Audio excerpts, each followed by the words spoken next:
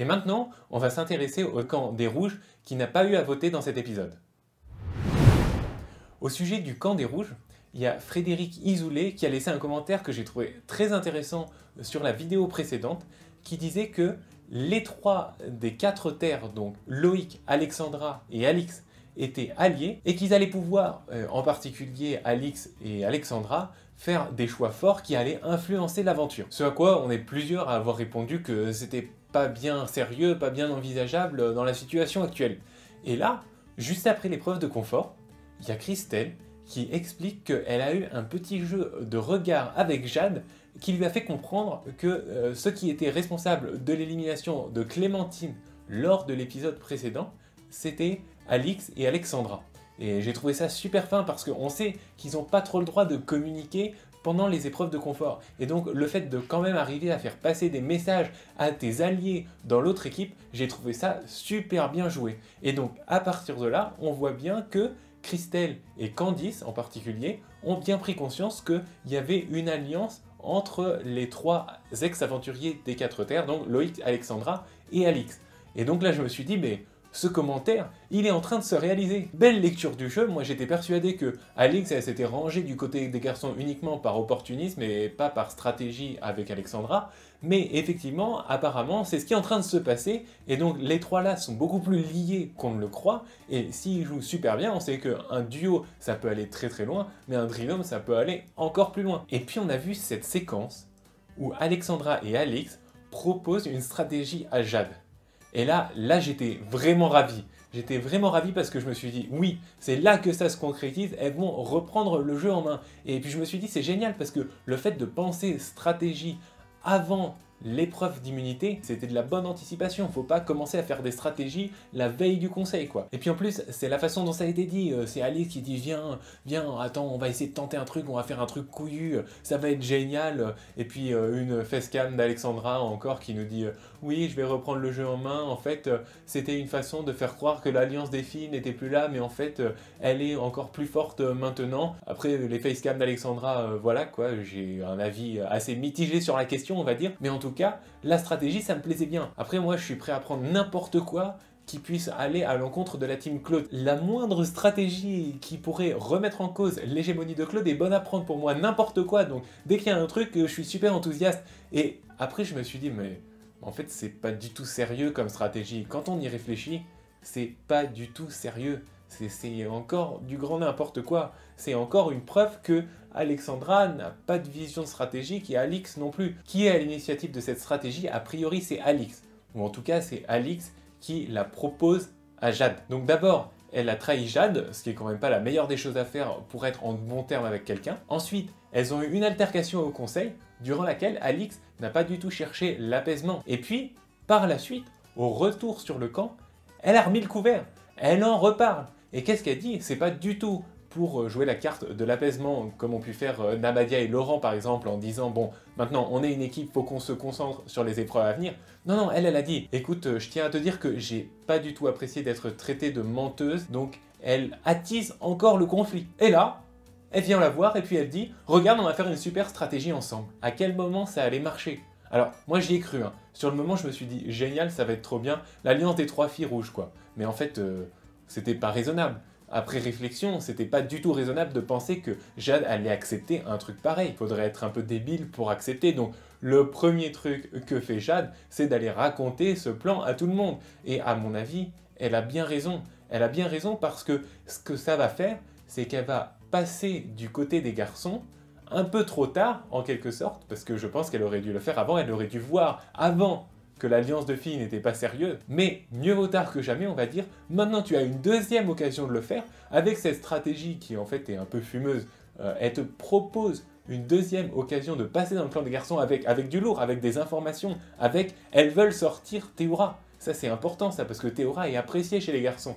Donc si tu arrives et tu dis ça, et tu permets de déjouer les plans visant à faire sortir Théora, c'est parfait. Parce que je me suis posé la question, est-ce que ce serait pas mieux, même indépendamment des rancœurs, etc., de mettre tout ça de côté et de faire quand même une alliance de 3 filles?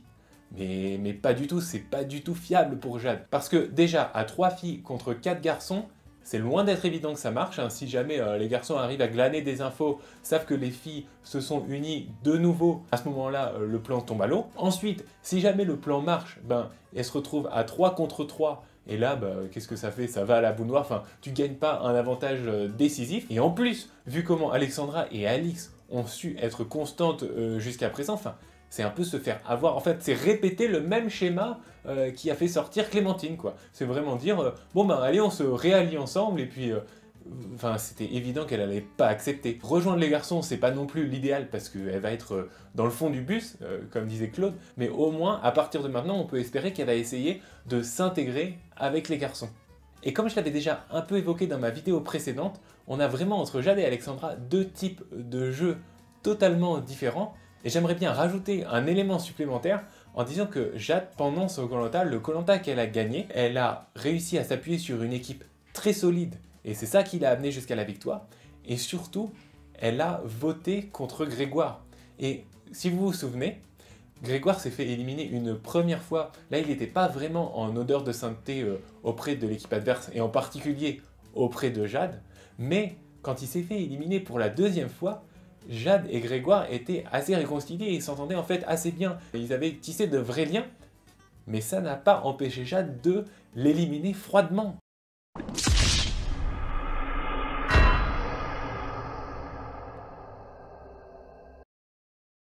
Et elle a vraiment suivi la logique d'équipe indépendamment de ses sentiments personnels.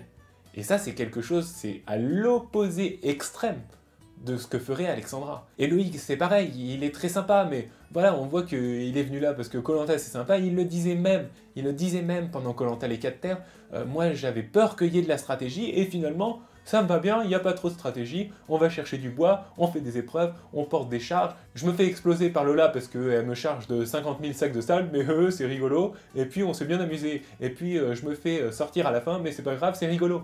Et donc voilà, il n'y a pas cette volonté viscérale de gagner que Jade a, ou plutôt que Jade avait en tout cas, pendant ses premiers Koh-Lanta, cette volonté de prendre des décisions qui, un peu à contre-cœur, pour gagner. Et c'est pour ça d'ailleurs au passage que, petite parenthèse, ça me fait doucement rigoler quand Loïc, lors du conseil de l'épisode précédent, dit tu as voulu voter Alexandra, donc je vote pour toi, on touche pas à Alexandra. Ah, fais pas genre que tu protèges Alexandra, tu maîtrises rien, mec. Tu maîtrises rien, t'es pas un très bon stratège, alors arrête de dire de mon vivant, tant que je serai dans cette aventure, Alexandra ne sera pas éliminée parce que je la protège. Mais tu maîtrises rien, mec. C'est comme quand Alexandra, justement, dit « Je vais reprendre la maîtrise du jeu, on va renforcer l'alliance des filles. » Non, c'est juste une idée qui a germé dans ton cerveau, là comme ça, mais il n'y a pas vraiment de constance, il n'y a pas vraiment de but, il n'y a pas vraiment de vision à long terme. Bon, donc les gars, faites pas genre que vous maîtrisez tout. Alors vous faites une alliance super solide, vous êtes bon en épreuve, vous êtes très soudés, ce qui est une grosse force, mais voilà, question stratégie, on va se calmer, hein. Donc, Frédéric Isoulet, je suis désolé, mais moi ça me plairait bien si Alexandra et Alix étaient capables de mettre en place une vraie stratégie, mais on voit bien que non. Bref, Jade a une nouvelle chance de trouver grâce aux yeux des garçons, alors à mon avis, ça va quand même être très compliqué, parce qu'elle est bien dans le collimateur. Elle a eu un début d'aventure assez compliqué, ça va pas s'arranger, donc là faut qu'elle soit très sociable. Faut vraiment qu'elle joue à fond la carte des garçons. Maintenant, il faut que tu t'intègres avec les garçons. Là, tu as de la chance, ton équipe est pas allée au vote cette fois-ci, donc tu as 3 jours complets pour être avec les garçons, pour parler avec eux, pour leur parler de tes motivations, pour leur dire que toi aussi tu as une morale, enfin voilà, pour leur parler de fais n'importe quoi, inspire la sympathie, parle-leur de tes enfants, de pourquoi tu veux gagner Koh-Lanta, etc. Et ça, il n'y a que ça qui peut marcher parce que c'est pas à la dernière minute qu'on va pouvoir faire une alliance. Elle ferait bien voilà, de tisser des liens, parler à TE et peut-être espérer se créer une place. Les chances restent très faibles à mon avis, parce que le camp des garçons, il va pas se laisser avoir comme ça, mais sait-on jamais, en gagnant une ou 2 épreuves, un petit collier qui pourrait aider, un retournement de situation, une nouvelle règle de Denis, un truc comme ça, quoi, ça pourrait passer quand même si à mon avis, pour Jade, c'est mal barré.